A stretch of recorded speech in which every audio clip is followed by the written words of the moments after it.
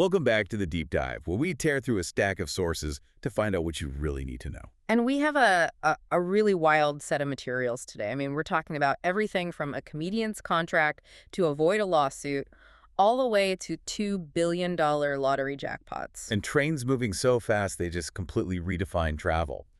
So our mission is pretty simple. We want to unpack the true odds of success. Right. And find out where the real payoffs are, and maybe more importantly, where the hidden dangers are when people just decide to go to extremes. We're looking for those high-wire acts that actually worked out and the flaws in the system that made cheating, well, profitable. Mm. Okay, let's get into this. Let's do it. So we'll start in the world of comedy impressions, which, from our notes, sounds like a very high-stakes financial and legal balancing act. It really is. We have source material here on a comics Dr. Phil impersonation for a Netflix special. And the risk wasn't just, bombing on stage. It was getting instantly sued. Yeah, that's the real danger. And what's so fascinating here is just the sheer audacity of it. The comedian, he had no prior relationship with Dr. Phil at all. None. No. And he was asked to do an entirely improvised, unscripted show while dressed as him. I mean, that's an enormous gamble. You're relying completely on the target's goodwill. I just can't imagine the pressure. Mhm. The source says the comic met Dr. Phil maybe an hour before showtime. An hour.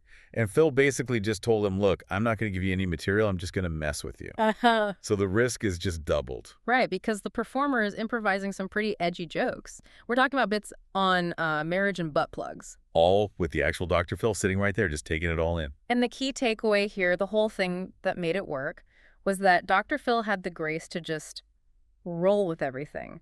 But the comic knew how exposed he was. So what did he do? He said he intentionally ended the Netflix special by showing Dr. Phil's signed contract right to the camera. Wait, so the legal document is the punchline? Is that really the joke? It absolutely is. You could call it preemptive legal comedy.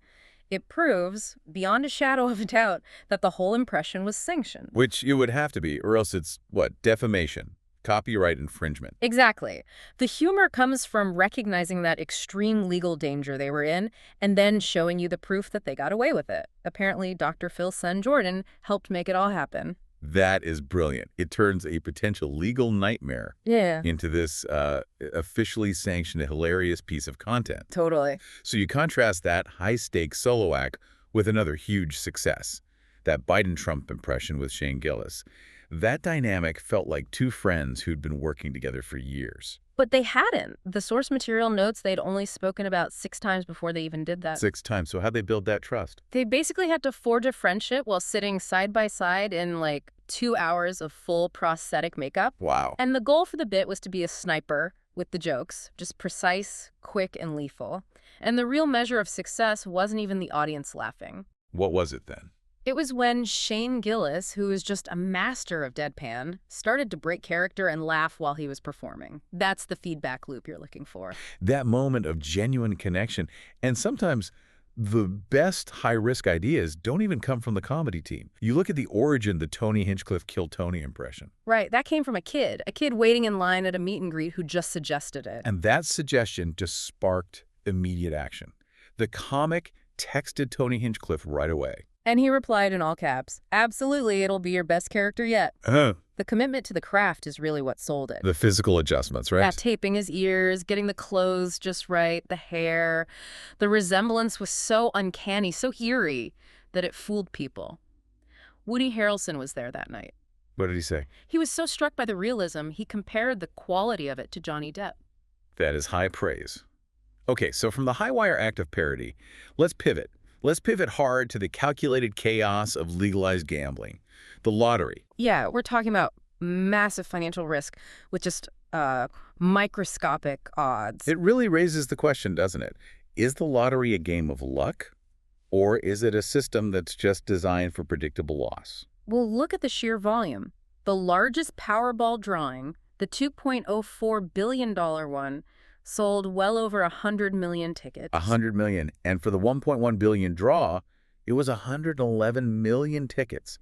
That is a staggering amount of money flowing in. It is. But here's the real kick in the teeth.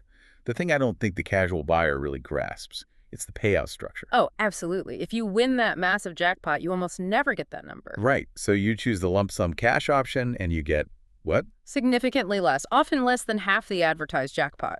For a recent $593 million jackpot, the cash option was only about $277.6 million, and that's pre-tax. And then the government gets its cut. Immediately. The IRS takes 37% for federal taxes right off the top, and then your state taxes pile on after that. So what about the other option? The annuity, the one that pays out over 30 years. People think that's the smarter play. Well, it has its own hidden risks. You get the full amount, yeah, but it's spread over 3 decades, and the payment only increases by 5% annually for inflation. 5% sounds pretty good. It sounds good, but for an asset that big, a fixed 5% increase often doesn't keep up with the real return you could get if you just took the lump sum and invested it, even conservatively. So it's the less powerful option, financially speaking. And if you connect this to the bigger picture, the whole system is designed for retention. We know most lottery winners go broke fast. And the small wins are what keep you coming back. You spend $300 on tickets, you match one number, you get $5 back. The game has just hooked you. It's a partial reinforcement schedule. It's pure psychology. Exactly. It's psychological manipulation baked right into the business model. Okay, but here's where it gets really interesting. Cheating the system. Our sources mentioned a Texas group that found a mathematical loophole. They did. They weren't like counterfeiting tickets or anything. They just figured out the exact speed and volume they needed to buy enough tickets to make a profit mathematically possible on certain drawings. How much did they spend to pull that off? They reportedly spent around $25 million to execute the whole scheme. But is that really exploiting a loophole? I mean, shouldn't that be illegal? Well, the argument they made successfully is that if the state system sucks and can be beaten by just a massive scale legal purchase, then the flaw is with the system, not the buyers. So they basically found a high-risk, high-reward strategy that was sanctioned, maybe unintentionally, by the lottery's own rules. That's it. Okay, next up, let's look at the extremes of human physical performance. And that often involves some pretty controversial practices. Let's start with competitive bodybuilding. This is a world that's defined by discipline, but also by hyper-specific aesthetics. Bodybuilders dye their skin an incredibly deep color. Like a dark chocolate brown, right? Why do they do that? It's for one reason: to increase the contrast between their muscles and their shadow lines under those harsh stage lights. It just maximizes the definition. And the source mentioned a shift in how they apply this dye, didn't it? Historically, they dyed their entire bodies, face included. Yes, and there's been a pretty big shift in the aesthetic standards there. A lot of competitors now will dye their bodies that dark brown but leave their faces undyed, or use a much lighter application. To what end? The goal is to maximize the body's definition while keeping a more, quote, natural facial appearance. They want to avoid that stark, historically intense look that some find a little jarring today. So beyond the aesthetics, the commitment is total. It's all about having the best instrument on stage. And we should probably address the elephant in the room, performance enhancement. Right, and the use of steroids in this world is often really misunderstood by outsiders. Yes, they aid muscle growth, but their primary function for these athletes is actually aiding recovery. Recovery. How so? They allow the athletes to recover faster so they can train harder and more frequently than a natural body could ever sustain. Speaking of performance enhancement, the source material takes us into the organized, high-risk, dark side of doping with that shocking documentary, Icarus. Yeah, and what stands out there is just the scale of the deception. The former head of the Russian anti-doping organization exposed it all. It wasn't just individual cheating. The evidence suggested the whole Sochi Olympics team was doped. The whole team. They were drilling holes in the wall between labs to secretly swap dirty urine for clean urine in supposedly tamper-proof jars. In the middle of the night. That's a state-level conspiracy. Absolutely. It sounds like a spy movie, not the Olympics. And you see the consequences trickle down, like with that 15-year-old Russian figure skater who got a 4-year ban.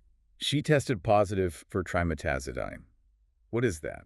It's a heart medication technically, but it's a PED because it enhances endurance and stamina. It helps you optimize how your body metabolizes glucose. So it lets you push your cardiovascular limits. And her defense. Her defense was that she was contaminated by her grandfather's pills that got into a strawberry dessert. An implausible story that was rightly rejected. It was. Okay, let's go from chemical intervention to just bizarre, high-speed, uncontrolled collisions. Athletes versus wildlife. The theme here is just the pure unpredictability when extreme speed meets nature. So first, you have the famous incident with pitcher Randy Johnson, the big unit. Threw a 100-mile-an-hour fastball. And a bird flew directly into its path. The timing required for that to happen is it's 1 in a billion. And even though it was a total freak accident, the source notes he was later sued by PETA for it. Which just underscores the legal risk in any extreme physical act. And then you have the truly surreal story of Fabio. Oh, the Fabio story. The romance novel, Mater, I Can't Believe It's Not Butter. That's the one. He was hit by a large Canadian goose while opening a theme park roller coaster. And it broke his nose. Broke his nose. The combination of his celebrity, the location, and the assailant, a goose on a high-speed launch, it's almost impossible to believe. The world of high-speed performance has some truly odd risks. Okay, our final section. Let's look at the risks in high-speed infrastructure and also how fast our societal boundaries are shifting. Rail projects first. Japan is the model for success here. They have a new high-speed rail that hits 375 miles per hour. That's incredible. It completes the 177-mile Tokyo to Osaka route in under an hour. And crucially, 80% of that route is underground. Which manages the noise and the environmental impact. You contrast that stunning efficiency with, well, our domestic failures.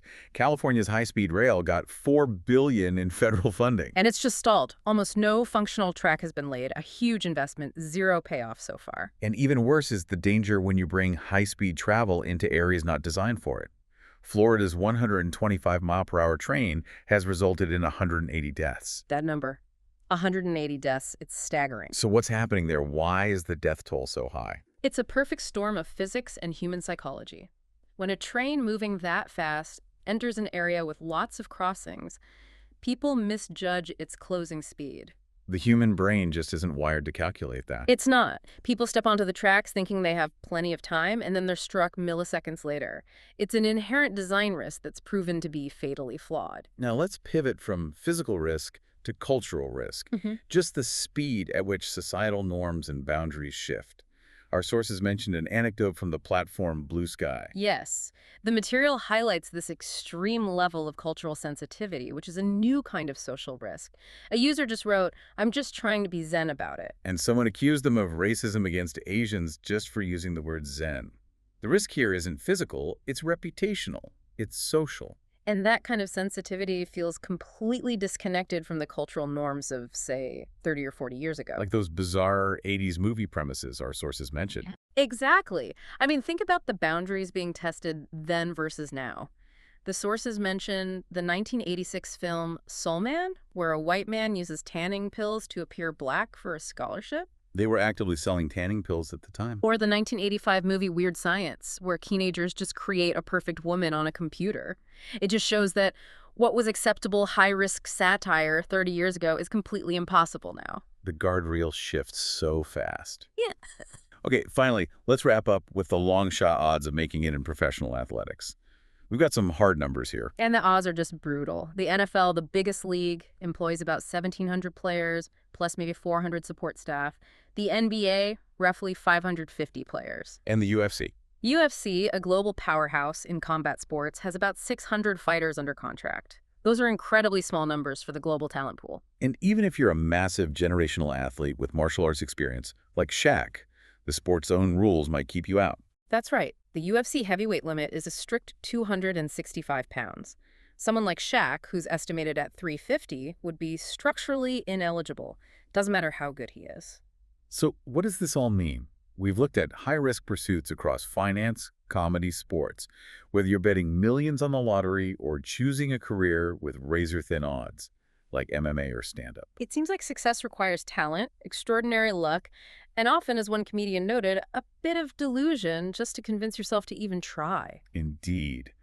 But woven through all of our sources, from the lottery cheats and the organized dopers to the legal gymnastics in comedy, there's this profound theme of, well, ruthlessness and deception. And we learned that 1 to 4% of the general population is estimated to be a sociopath, defined by a lack of empathy, a disregard for social norms. So here is the final thought for you to take away. If we see this level of fraud, cheating, and ruthlessness in these high-stakes fields we've talked about, consider this.